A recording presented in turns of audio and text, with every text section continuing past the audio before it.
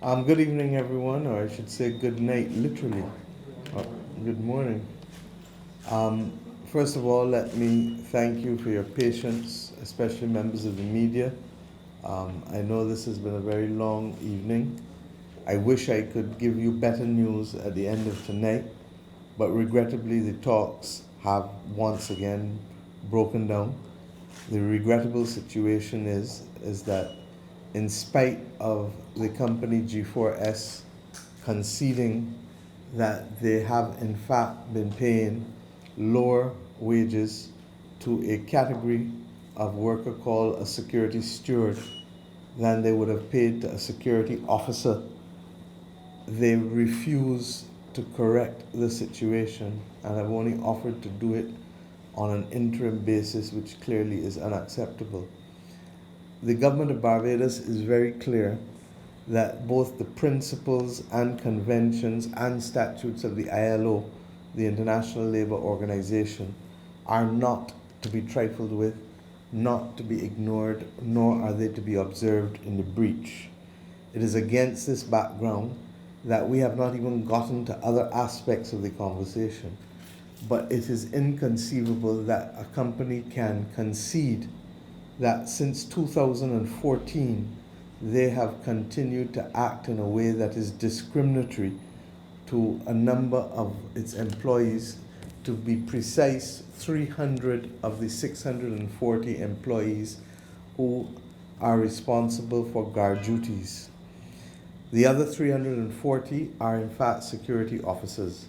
Security officers receive the sum of $8.79 per hour, and security stewards get the sum of $7.24 per hour.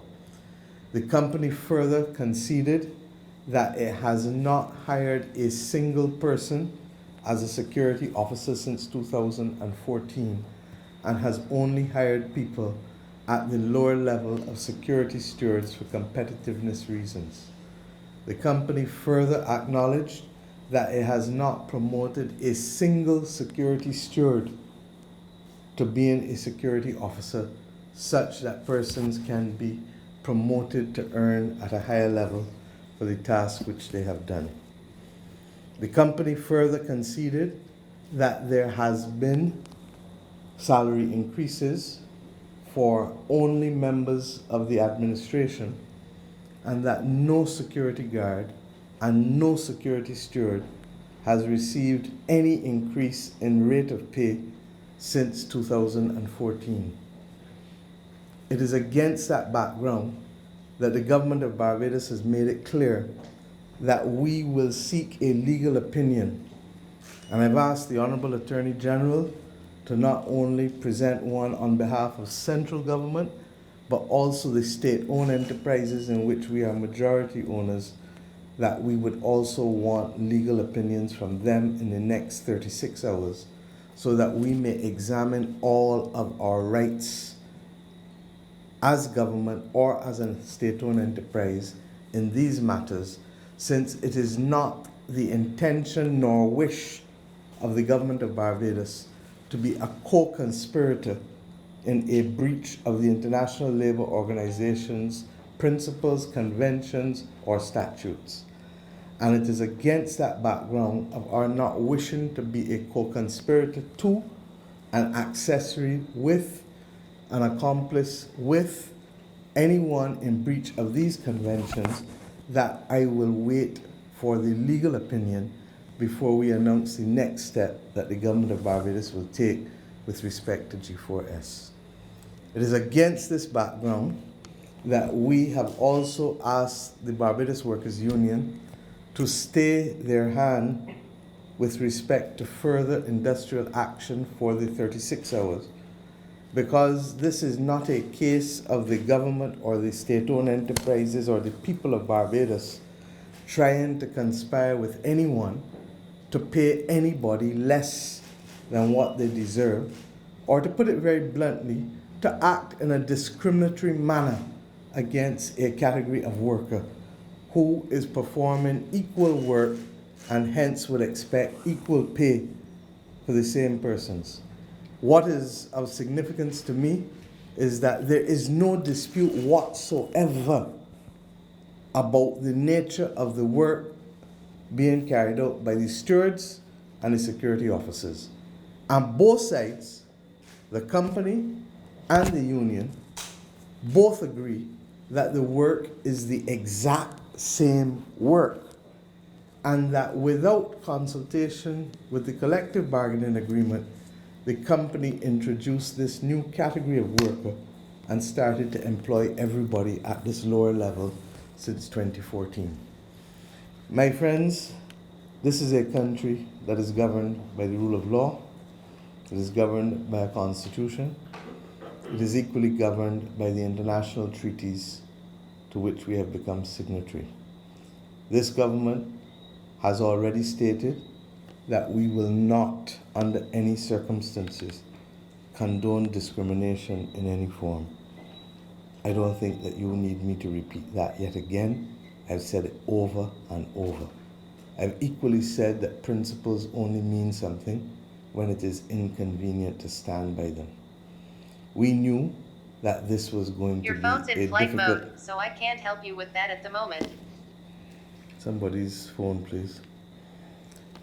The bottom line is that we will not, under any circumstances, contribute to a situation where workers' rights are being undermined and where there is discrimination against anyone. Equally, we are not a country where people act rashly. And to that extent, therefore, we have asked for the legal opinion, but we are equally going to put Barbadian workers first before we put the interests of those who would want to exploit Barbadian workers if that were indeed their motivation. It is against that background, therefore, that on Wednesday, I expect, AG, that we will have a legal opinion. The government will then reflect on the opinion and meet and consult back with the union and with the company. I equally hope that the company will reflect on the import of what they have put on the table tonight, because I do not know how you can admit that something is wrong and then ask for permission to continue or to break for 30 days and continue again with what is wrong. And if that is how business is done in other parts of the world, then I can say to you what I've said on too many other occasions, not about here. That is not what we will allow as part and parcel of our industrial climate. I also want to say to those who are trifling, because one of the consequences of the pandemic is that in difficult times, it is a natural thing for people to want to run and find safety. But if you are the beneficiary of profits and dividends over the years, then you carry with it, you accept that going along with that is a responsibility to also be there when the profits and dividends have gone, to take the other side of the pendulum, which is the risk of difficult times. And the profits and dividends have not come without labor invariably putting their sweat, their blood, their tears, their efforts to be part and parcel of the equation to make companies profitable. If we accept that, then believe you me, the first duty is first to carry your workers along with you as far as is possible. I have said over and over that the government will stand by those workers for whom we have to pay severance, particularly in the tourism sector. But I've equally said that where companies can afford and are simply not paying, the government will act with absolute dispatch to recover the funds that will have to be dispensed as severance. Where a company is genuinely bankrupt, we understand that. And that is what the Severance Payments Fund was equally set up in order to be able to accommodate. But where persons are buying assets and taking receipt of them as recent as this week, or where persons want to buy property from government You can't tell me you can afford to buy government property, but you can't afford to pay the workers. And the government is very, very clear that in this season, in this guava crop, that you have to put the workers at the front and center of what you are prepared to do. And that the acquisition of property and the acquisition of all of these other things while leaving the workers on the side of the road for only the government to deal with will not be tolerated, especially by those who are from us and know about us and know our norms and our laws. And to that extent, I will say no more this evening, but suffice it to say that the government of Barbados is fully engaged on these matters. It is why we are meeting here at 1:45 in the morning, giving you a press conference. It is why the workers themselves are still here at 1:45. It is why if we have to carry them home ourselves because the public transport is not working, we shall do it. But what we will not do is to accept that any company or any human being can acknowledge that they are acting in breach of the law and that they come and ask for permission to continue to breach the law. That is unacceptable. And I therefore, AG, look forward to receipt of the legal opinions, and rest assured, I am equally conscious that for these matters, the government of Barbados will set an example that we do not believe that you can ignore the laws of this land nor the conventions to which we are signatory. With those words, I look forward to speaking to you later in the week. Thank you very much.